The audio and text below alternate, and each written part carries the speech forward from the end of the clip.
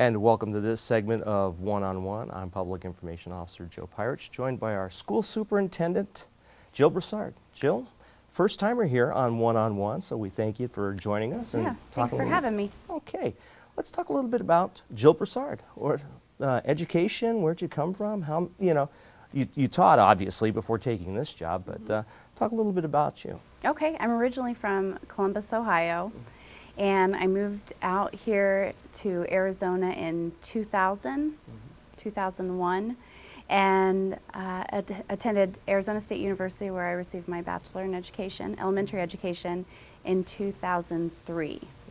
And then I went on to teach. I taught 6th grade at a public school, and I taught kindergarten at a charter school, and I've been in Pinal County since 2003 as well, and that's where I was teaching, and now my kids attend school here in Pinal County. And You're coming from Columbus, Ohio, and you're not a Buckeye? I am a huge Buckeye. Oh, okay. In fact, normally when I introduce myself, I say, and I'm a huge Buckeye fan. If you're from Michigan, don't let me know. But I didn't think it was appropriate, so I was going to leave it out. Oh, okay. No problem. I'm just kidding. Well, let me ask you about the school superintendent job. Did you ever plan on getting into politics?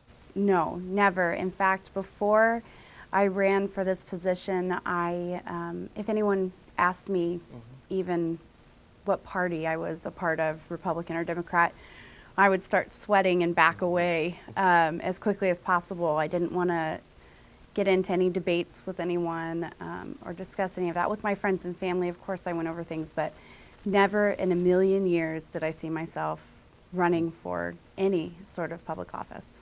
But does party politics play a role in this office? No, only when it comes to election, really. There are some core foundational things like stereotypes for Democrats and Republicans that come into play when you're speaking with some of the public, but really it doesn't enter into conversation when it comes to education unless it involves money for the most part. Really?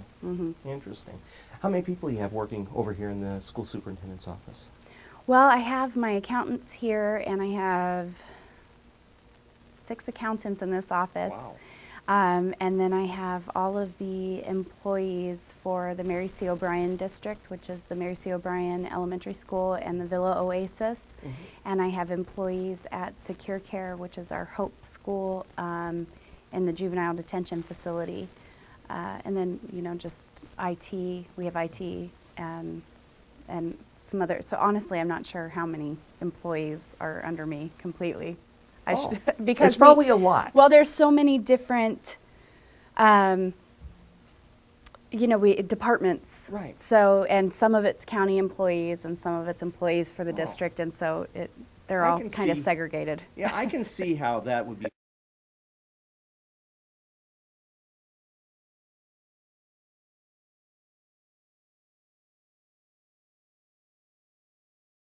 I'm glad actually that you asked that question, because a lot of people don't understand what we do in this office.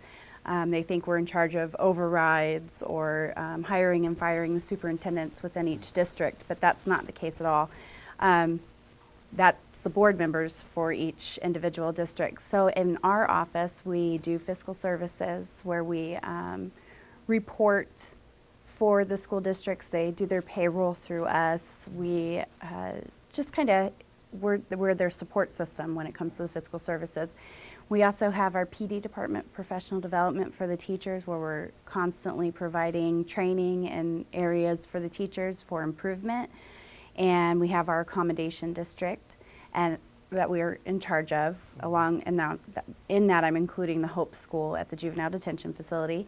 And we do board appointments if there's a vacancy. The application process comes through us, and the appointment process goes through us. Interesting. Is this job everything you thought it would be, or has your thought on that job changed over time? I was pleasantly surprised when I came.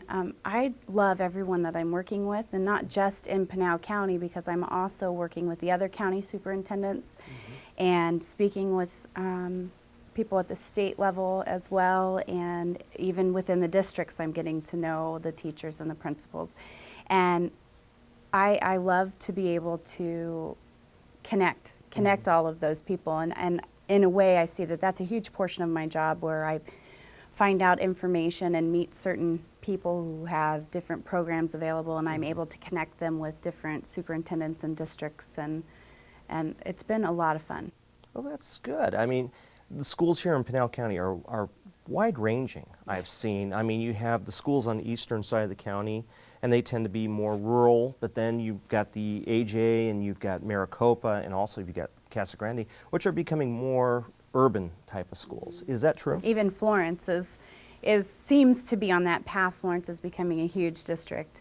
Yeah, you know, Casa Grande is actually the only district that, and this has been the case for years, has gotten so big that they already do their own professional development and they do their own payroll services, but they still attend our meetings here at this office and are huge advocates of what our office can offer the school districts. But it is difficult when, you know, there's not one answer for all the districts involved. We have districts that are just consist of one school, like in Eloy, and then we have huge districts like Casa Grande and Apache Junction, Florence Unified, and even small districts on the Indian reservations.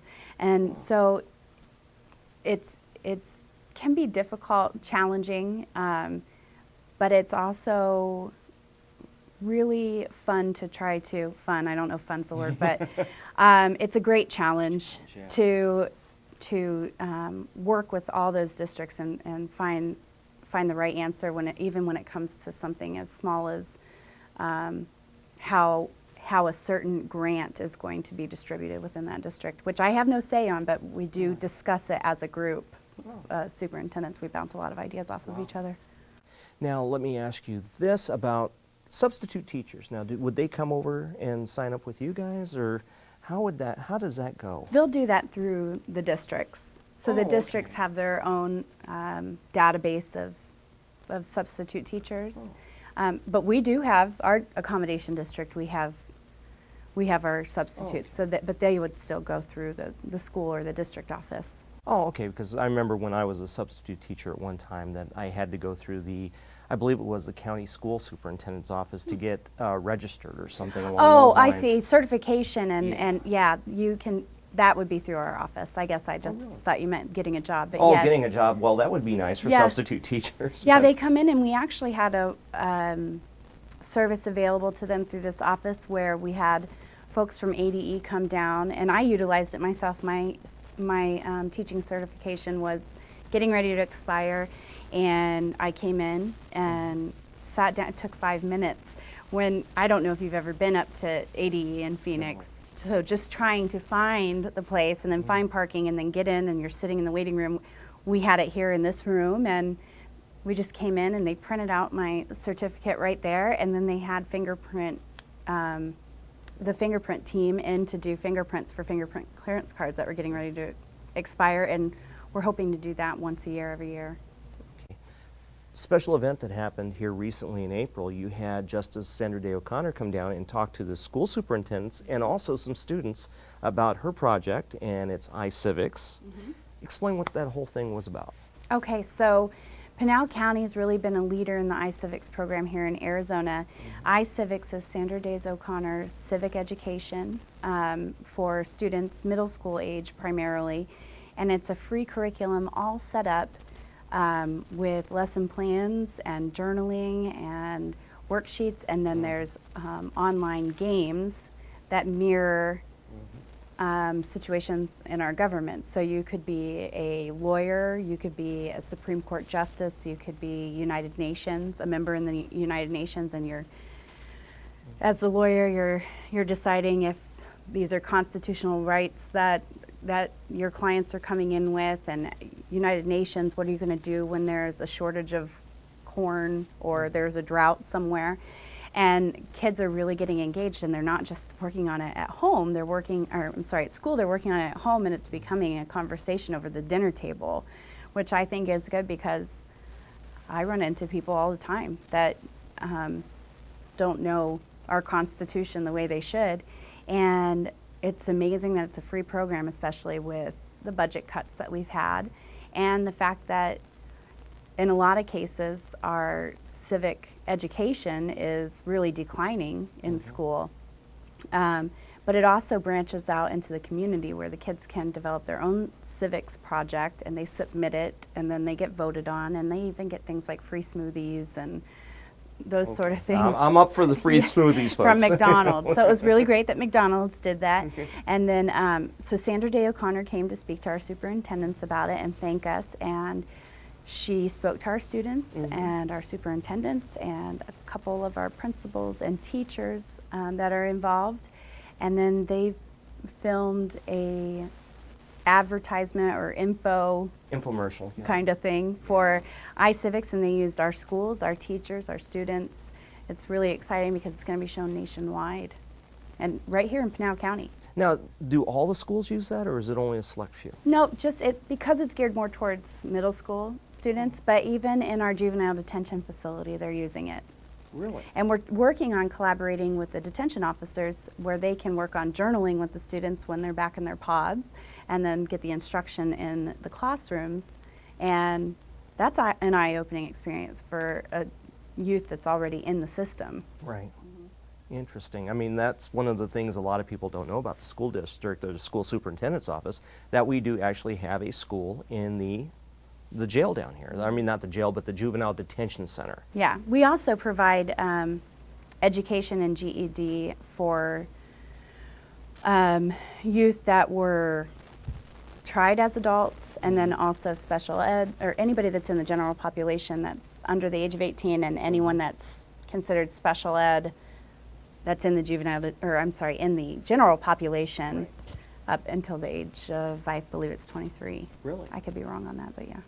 Interesting. That is very interesting. One last question. Sure. What do you hope to accomplish in 4 years?